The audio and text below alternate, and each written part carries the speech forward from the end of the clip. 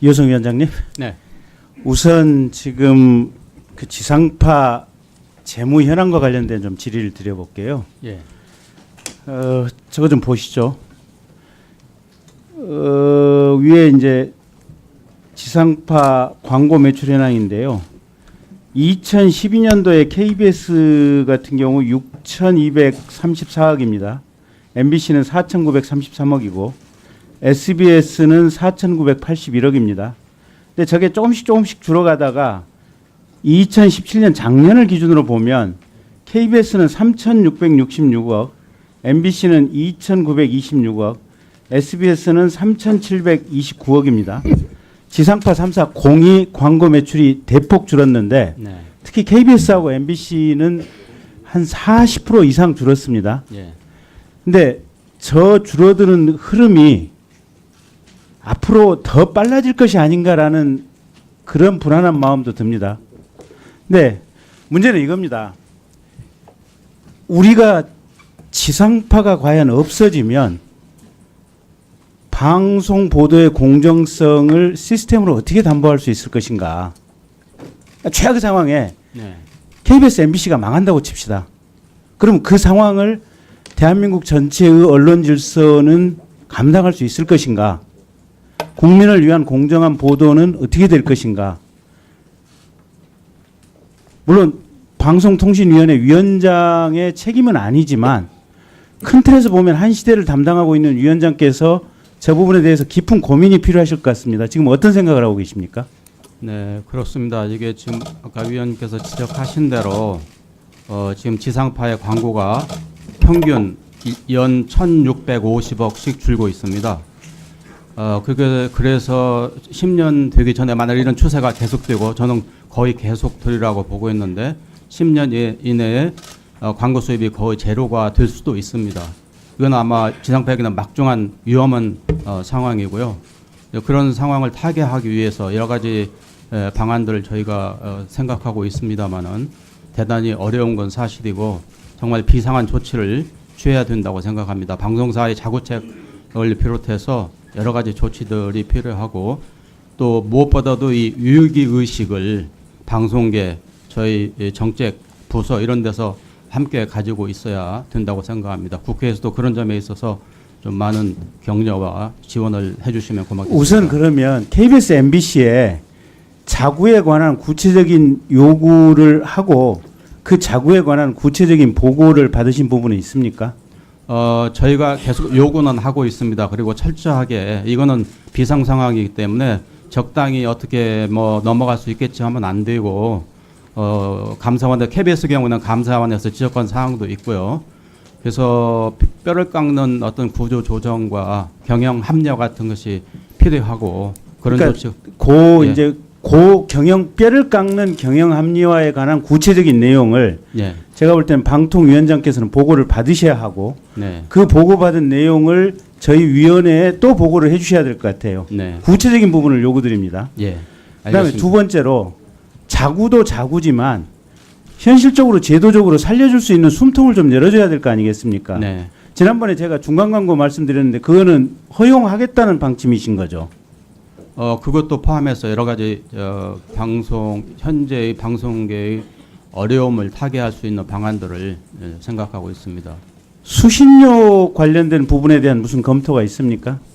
수신료도 지금 37년째 묶여 있는데 이것도 분명히 합리화를 해야 된다고 생각합니다. 그러니까 합리화라고 하는 게 결국은 좀 올려줘야 된다 지금 그 생각인 거잖아요. 네. 근데 국회가 지금 특히 우리 상임위원회가 여야의 가장 정치적인 어떤 투쟁의 중간 지점에 이게 정점에 서 있는 부분이고 또 수신료를 올리겠다면 국민들 정서상 인정을 하지 않거든요. 네. 그 부분은 어떻게 처리하시겠습니까?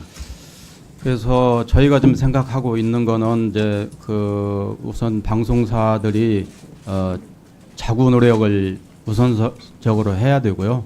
그다음에 수신료를 배분 받았을 때 그거는 프로그램에 전적으로 사용한다는 것과 그리고 그에 대한 감독을 철저히 받겠다는 등의 어떤 자세가 선행돼야 된다고 생각합니다.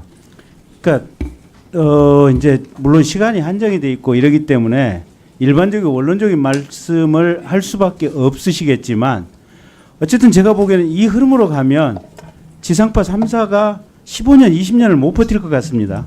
저도 그렇게 생각합니다. 그래서 이 부분에 대해서는 굉장히 구체적인 내용이 위원장님에 의해서 정리가 돼야 되고 최소한 6개월 후쯤에는 우리 위원회에 위원장님의 보고가 있으셔야 될 것 같습니다. 네, 네. 그 김 위원님의 지적에 전적으로 공감하고 또 그런 방안을 시급히 마련하도록 하겠습니다. 지금 지상파 방송은 절체절명의 위기에 있다고 생각합니다. 다음 파워포인트. 그 다음 장.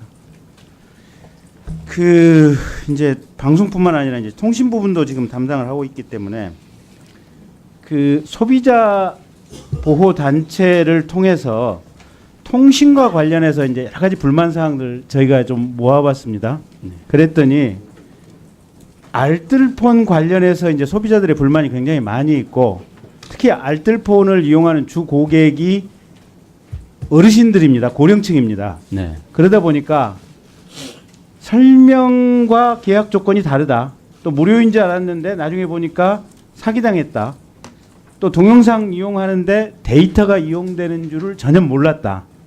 어른들 입장에서는 이해할 만한 상황들입니다. 네, 그다음에 가장 결정적으로 뭔가 불만을 토로하고 싶어도 알뜰폰 같은 경우 상담센터에 연결할 방법이 없다. 회사하고 네, 회사에 불만을 토로할 방법이 없다라는 게 제일 큰 겁니다. 저 부분은 상당히 일선 현장에 있는 분들이 집약해서 나온 문제인데 저거 어떻게 해결하시겠습니까?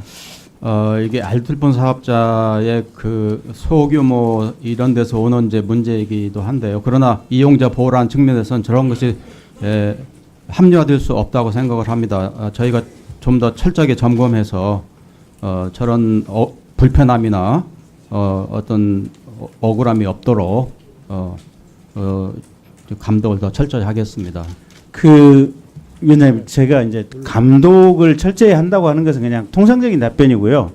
제가 정책 권고를 하나 드리면 네, 지금 상담센터 연결이 잘 안 된다고 하는데 사실은 저게 가장 필요한 상황이거든요. 아니 일단 대화할 대상이 있어야 될 거 아닙니까? 회사에 네. 누군가하고 좀 전화 연결을 해야 될 거 아닙니까? 어르신들 같은 경우. 그래서 알뜰폰 협회하고 협의를 통해서 네, 정부에서 필요하면 예산을 좀 쓰는 한이 있더라도 통합 상담센터를 하나 만들면 어떤가 싶습니다. 네, 예, 좋은 생각이시고요. 저희가 접수 창구를 많이 좀 마련하고 예. 상담 창구도 마련하도록 그렇게 노력을 해보겠습니다. 뒤에 계시는 저 이용자 정책국장님 얘기 잘 들으셨죠? 저게 굉장히 어르신들 입장에서는 간절한 문제입니다. 꼭 좀 명심하시고 좀 조치 좀 취해 주시기 바랍니다. 예, 알겠습니다. 예. 이상입니다. 예. 수고하셨습니다. 다음은 이상민 의원님 질의하겠습니다.